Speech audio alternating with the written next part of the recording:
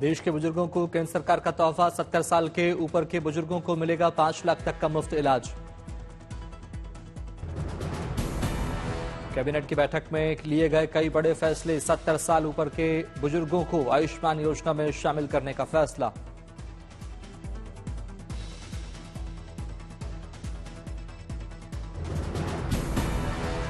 Senior citizens हैं, उनको universal health coverage Ayushman Bharat PM Jan Arogya Yojana में कवर करने का फैसला लिया गया है।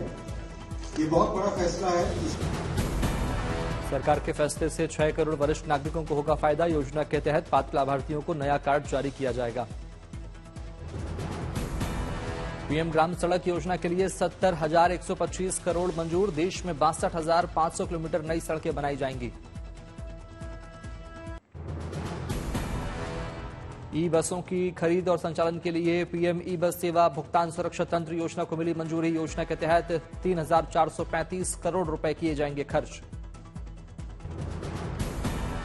पीएम ई बस पेमेंट सिक्योरिटी मैकेनिज्म के तहत 169 शहरों में 38,000 ई बसें चलाई जाएंगी। शहरों में कम होगा प्रदूषण। आज PM E drive scheme launch हुई है।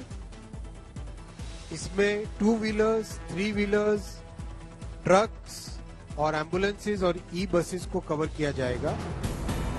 देश में 2,000 करोड़ के मिशन मौसम लॉन्च होगा। खेती के लिए किसानों को मौसम की सटीक जानकारी मिलेगी। हरियाणा को लेकर कैबिनेट का बड़ा फैसला, हरियाणा विधानसभा को भंग करने की मंजूरी दी। रेलवे ट्रैक पर रखे जा रहे विस्फोटक पत्थरों सिलेंडर को लेकर रेल मंत्रालय की बड़ी पहल, इंजन और कोच में लगेंगे कैमरे। इंजन के सामने और साइड में लगेंगे कैमरे, कोच के साइड और गार्ड कोच में भी लगेंगे कैमरे। एक ट्रेन में कुल 8 कैमरे लगेंगे। कैमरों के जरिए ट्रैक और ट्रैक के चारों तरफ रखी जा सकेगी नजर। 1 साल में पूरी तरह से लागू हो जाएगा प्लान। 1200 करोड़ की आएगी लागत। पेरिस पैरालंपिक में शानदार प्रदर्शन करने वाले पैरालंपियन से मिले पीएम मोदी, करेंगे मुलाकात। गुरुवार को दोपहर 12 बजे अपने आवास पर खिलाड़ियों से करेंगे बात। हॉकी के पुरुष एशियन चैंपियनशिप मुकाबले में भारत ने मलेशिया को 8-1 से हराकर सेमीफाइनल में की एंट्री। युवा स्ट्राइकर राजकुमार पाल की हैट्रिक से मिली शानदार कामयाबी। ग्रेटर नोएडा में पीएम मोदी ने सेमिकॉन इंडिया एक्सपो का किया शुभारंभ। सीएम योगी भी रहे मौजूद। 3 दिनों तक चलेगा सेमिकॉन इंडिया एक्सपो। देश दुनिया की 26 कंपनियां ले रही हैं हिस्सा। एक्सपो के उद्घाटन के मौके पर पीएम का बड़ा ऐलान, कहा भारत में सेमीकंडक्टर बनाने वाली कंपनियों को 50% वित्तीय सहायता दी जाएगी। पीएम मोदी ने देश की प्रगति का किया जिक्र, कहा आज का भारत दुनिया को भरोसा देता है। आज का भारत दुनिया को भरोसा देता है। पीएम मोदी ने कहा भारत के लिए चिप हमारी करोड़ों आकांक्षाओं को पूरा करने का जरिया है। आज भारत चिप का एक बड़ा उपभोक्ता देश है। सीएम योगी ने कोविड के दौरान सेमीकंडक्टर इंडस्ट्री के बुरी तरह प्रभावित होने का किया जिक्र। उस दौरान पीएम मोदी के प्रयासों को भी सराहा। उत्तर प्रदेश को सेमीकंडक्टर मैन्युफैक्चरिंग का हब बनाने की दिशा में सरकार का बड़ा कदम। एक्सपो में एआई और 6G जैसी तकनीक की भी प्रदर्शनी। एक्सपो में 250 से ज्यादा एग्जीबिटर और 150 स्पीकर शामिल। इलेक्ट्रॉनिक्स निर्माण के क्षेत्र की दिग्गज कंपनियां और देशों के एक्सपर्ट्स ले रहे हिस्सा। सेमीकंडक्टर के क्षेत्र में भारत को वैश्विक केंद्र बनाना सरकार का लक्ष्य। सिंगापुर दौरे के दौरान पीएम मोदी ने किया था इससे जुड़ा बड़ा समझौता।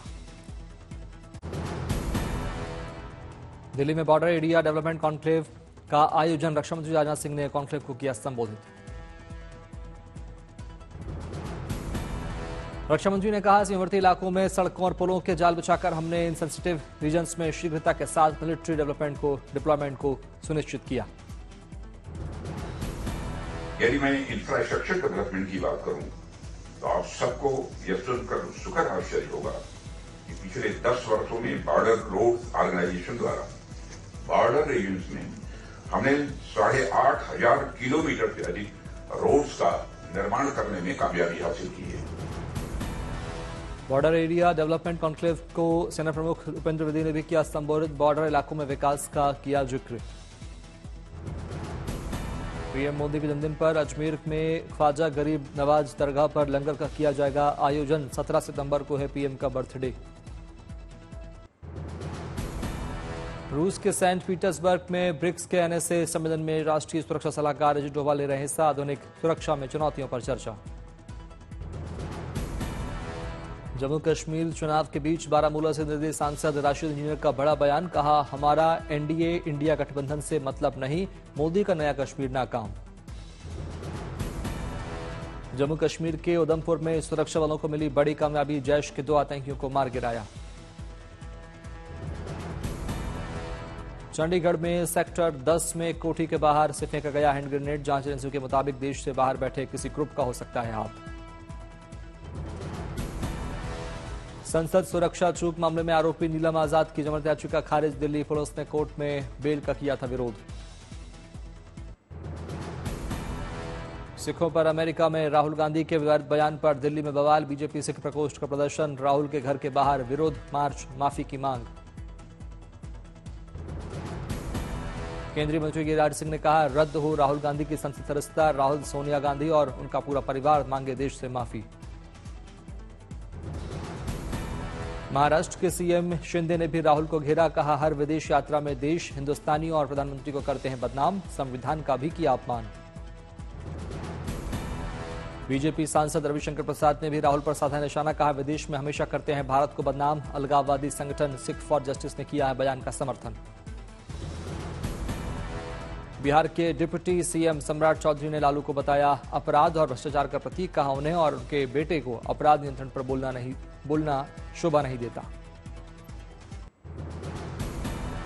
जम्मू कश्मीर विधानसभा चुनाव के लिए तेज हुआ प्रचार। कांग्रेस अध्यक्ष खड़गे की अनंतनाग में रैली। चुनावी रैली में बीजेपी पर से कांग्रेस अध्यक्ष खड़गे। कहा, 20 सीट और आती तो ये सारे जेल में होते। कहां गए उनके 400 पार। कहां गए भाई तेरे 400 पार। 240 पे आया। अगर हम सिर्फ 20 सीट लेते तो ये सब लोग जेल में रहते थे। ये सब लोग जेल में रहते थे और रहने के काबिल है। खड़गे ने कहा, बीजेपी चाहे जितनी कोशिश कर ले, कांग्रेस और नेशनल कॉन्फ्रेंस का गठबंधन कमजोर नहीं होगा। अनंतनाग में खड़गे ने कहा, बीजेपी यहां के लोगों को धर्म के नाम पर बांटने की कोशिश कर रही है, लेकिन वो कभी कामयाब नहीं होंगे।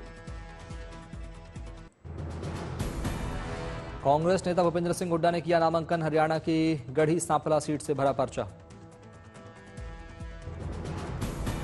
भूपेंद्र हुड्डा ने नामांकन से पहले की पूजा पाठ। परिवार संघ हवन पूजन के बाद नामांकन करने निकले हुड्डा।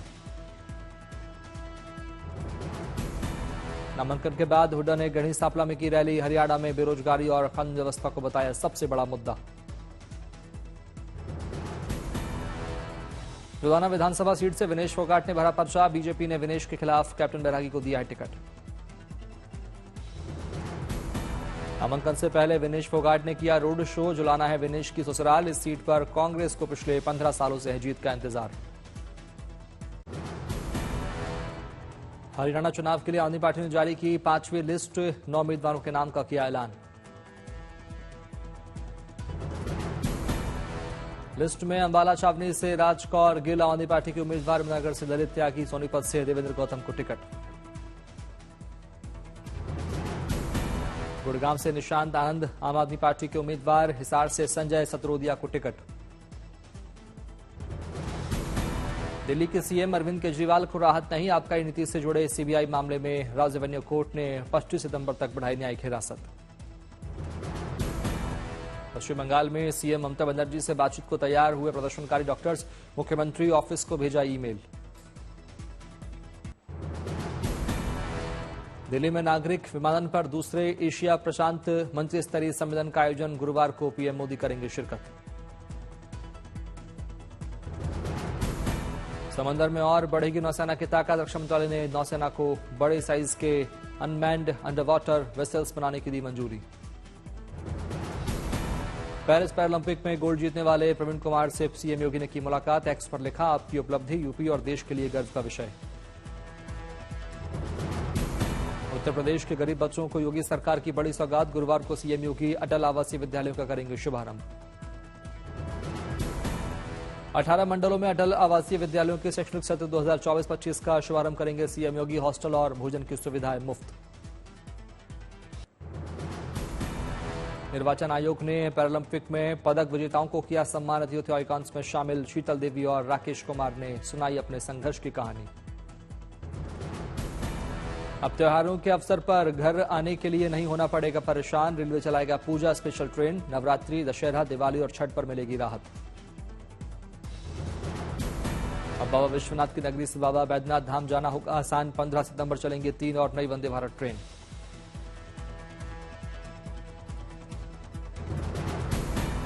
जयपुर के राधेश अग्रणी ने मुर्गे के पंख से बना दिया कागज और कपड़ा। आदिवासी महिलाओं को मिला रोजगार।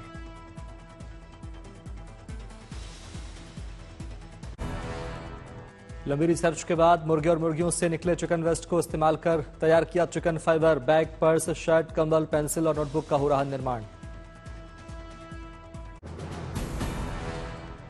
गोरखपुर में रामगढ़ ताल की खूबसूरती में लगे 4 चांद। प्रदेश का सबसे बड़ा फ्लोटिंग रेस्टोरेंट बनकर तैयार।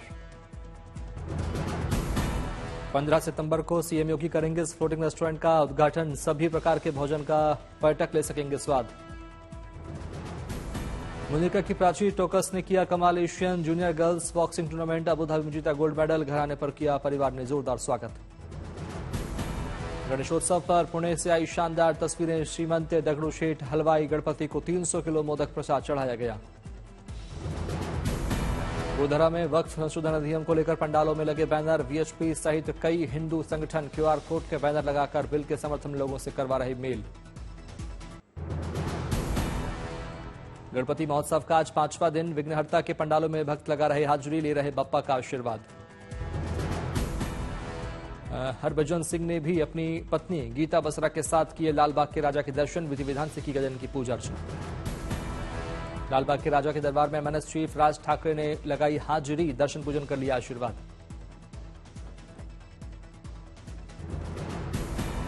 सनी लियोनी ने भी पति डैनियल के साथ किए बप्पा के दर्शन। लालबाग के राजा के दर पर टेका माथा। दिल्ली में सीजीआई के आवास पर पहुंचे PM Modi. D Y Chandrachud और उनके परिवार के साथ की गणपति की आरती पूजा। जय देव जय मंगल मूर्ति दर्शन मात्रे मन कामना पूर्ति जय देव। आरएसएस चीफ मोहन भागवत ने टेका गणपति बप्पा के दरबार में माथा। नागपुर में किए गजानन के दर्शन। वृंदावन में राधाष्टमी की रौनक। बड़ी तादाद में लोगों ने नाचते गाते हुए मनाया उत्सव।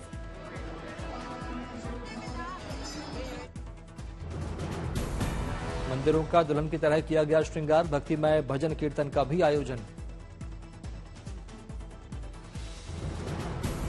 राधाष्टमी पर नोएडा के इस्कॉन मंदिर का दिखा भव्य नजारा। उमड़ी भक्तों की भारी भीड़। राधा रानी के वस्त्र और श्रृंगार फूलों से किए गए तैयार। राधाष्टमी पर राधा रानी को लगाए जा रहे 152 तरीके के भोग। भारतीय खाने के साथ पिज्जा बर्गर भी भोग में शामिल। ब्रज नगरी मथुरा में राधाष्टमी की रौनक। मंदिरों में लगा आस्था का मेला। राधा के जन्मोत्सव के साक्षी बने श्रद्धालु नाचते गाते आए नजर।